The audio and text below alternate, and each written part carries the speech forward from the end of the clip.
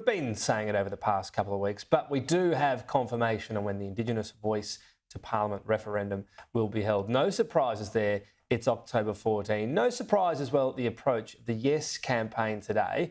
It is going for a positive take on all of this. Our political reporter Olivia Casely has the story.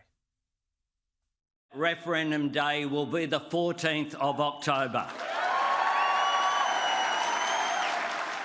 A jump start to the referendum campaign in Adelaide, the place of the red kangaroo. It's funny that that kangaroo never goes backwards, only forwards.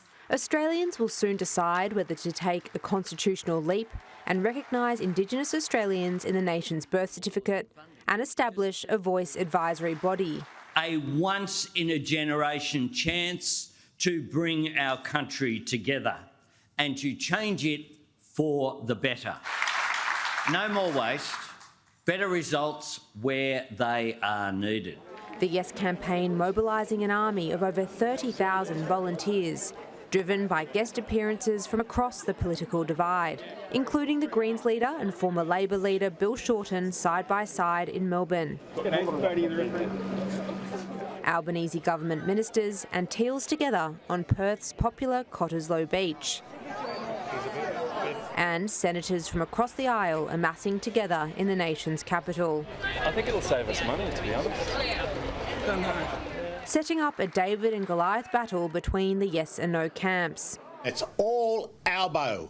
He's the one who started this. He's the one who's brought it out. And if he thinks that the Voice is the answer to fixing everything, this magic wand. To suggest that we have not had a voice is completely and utterly misleading. The Yes campaign has won over one-time Voice opponent, former Prime Minister Malcolm Turnbull. An assembly of the kind that is was proposed would be, in effect, a third chamber of Parliament.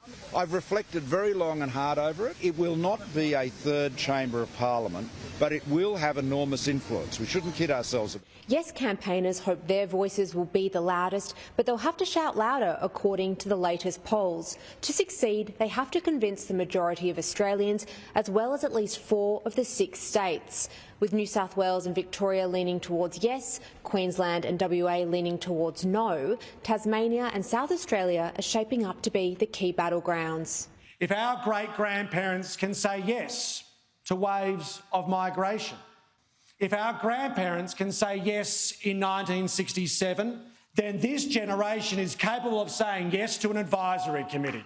Canberra's important. We're not a state, so obviously we don't count on that test. The Prime Minister insists this is a once-in-a-generation opportunity for voters, which should not be wasted. And don't close the door on the next generation of Indigenous Australians. Vote yes. Olivia Casely, Sky News, Canberra.